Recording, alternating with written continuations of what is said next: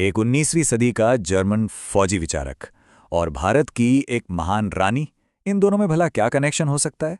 सुनने में तो काफी अजीब लगता है ना। पर यकीन मानिए, एक की थ्योरी दूसरे की कहानी के वो राज खोलती है जो शायद ही पहले कभी सोचे गए हों। ये हैं कार्ल वॉन क्लॉज़विट्ज़, और उनका कहना था कि जंग असल में नफरत, किस्मत और सियासत का एक बड़ा ही अजीब सा संगम है।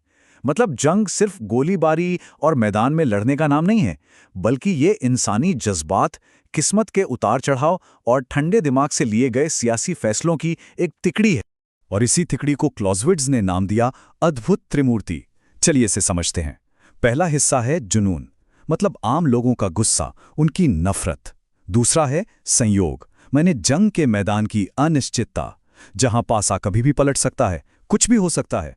और तीसरा, सबसे जरूरी, है तर्क, यानी सरकार के सोचे समझे सियासी मकसद।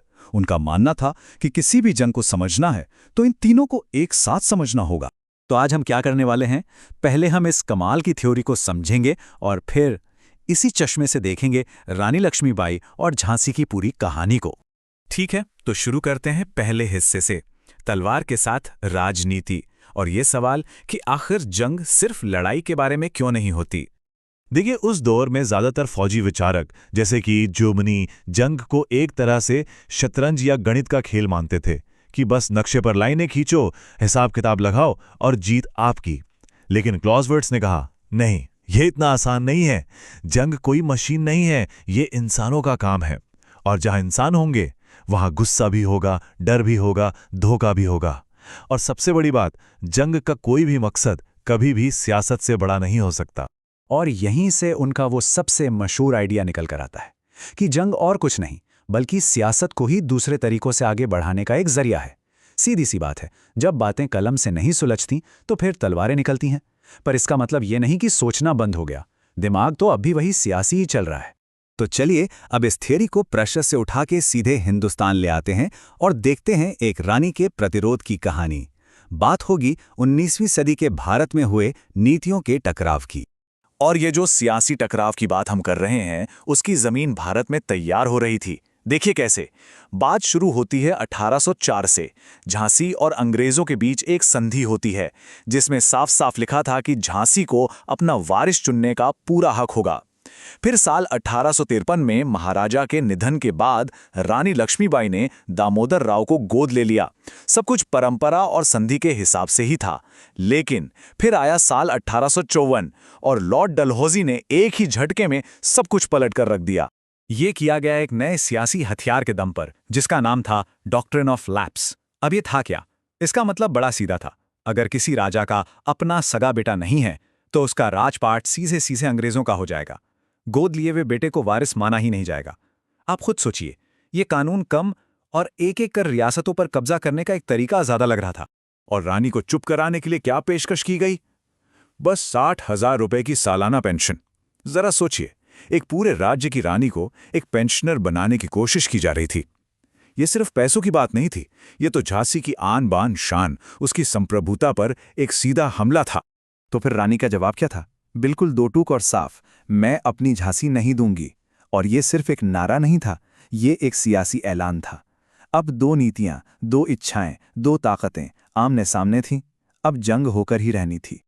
चलिए अब चलते हैं सीधे मैदाने जंग में। बात करते हैं झांसी की उस ऐतिहासिक घेराबंदी की, जहां क्लॉज़विट्ज़ की थ्योरी और जमीनी हकीकत का आमना सामना होने वाला था। और फिर वो दिन आ ही गया। मार्च 1858। अंग्रेजी फौज ने झांसी के किले को चारों तरफ से घेर लिया। रानी की मदद के लिए तात्या टोपे अपनी सेना लेकर आए, लेकिन किस्मत ने साथ नहीं दिया, वो हार गए। ये था संयोग का पहला खेल। और फिर हुआ वो जिसकी किसी को भी उम्मीद नहीं थी। किले के अंदर से ही एक गद्दारी हुई। दुल्हाजू नाम के एक तोपची ने किले का दरवाजा खोल दिया, और इसी भयानक अफरा-तफरी के बीच रानी किसी तरह लड़ते भिड़ते वहां से निकलने में कामयाब हो गई। अब जरा रुककर क्लॉज़विट्ज़ की उस तिकड़ी को यहां पर लगाकर देखते हैं। झांसी के आम लोगों का, यहां तक कि औरतों का भी तोपों के सामने डट जाना, ये क्या था?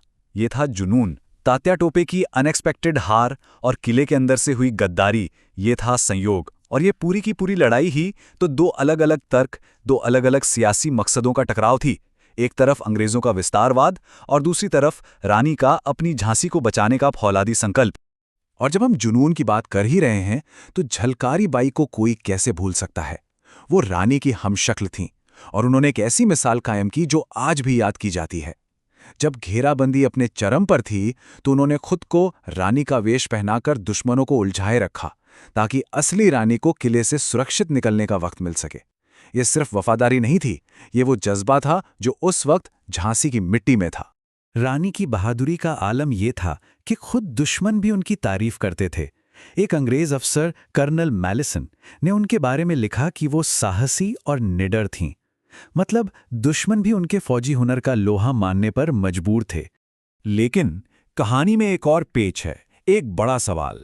क्या 1857 में झांसी में हुए अंग्रेज अफसरों के कत्लेआम में रानी लक्ष्मीबाई की कोई भूमिका थी? ये एक ऐसा सवाल है जिस पर आज भी इतिहासकार एकमत नहीं है। चलिए दोनों तरफ के तर्कों पर एक नजर डालते हैं। कुछ अंग्रेज अफसरों को ऐसा लगता था कि वो इसमें शामिल थीं, लेकिन ये बातें ज्यादातर सुनी सुनाई थीं, कोई ठोस सबूत नहीं था। वहीं दूसरी तरफ ऐसे सबूत भी हैं जो उनकी बेगुनाही की तरफ इशारा करते हैं। खुद रानी के वो खत मौजूद हैं जिनमें उन्होंने अंग्रेजों से मदद मांगी थी। यहां तक कि पकड़े गए कुछ बागियों ने भी यही कहा कि रानी को तो उनका साथ देने के लिए मजबूर किया गया था। तो जैसा कि आप देख सकते हैं, सबूत मिले जुले हैं और सच शायद इन्हीं के बीच कहीं है। तो चलिए अब इस कहानी के आखिरी हिस्से पर आते हैं और समझते हैं कि कैसे रानी लक्ष्मीबाई प्रतिरोध का एक अमर प्रतीक बन गईं और इस राजनीतिक युद्ध की विरासत क्या रही।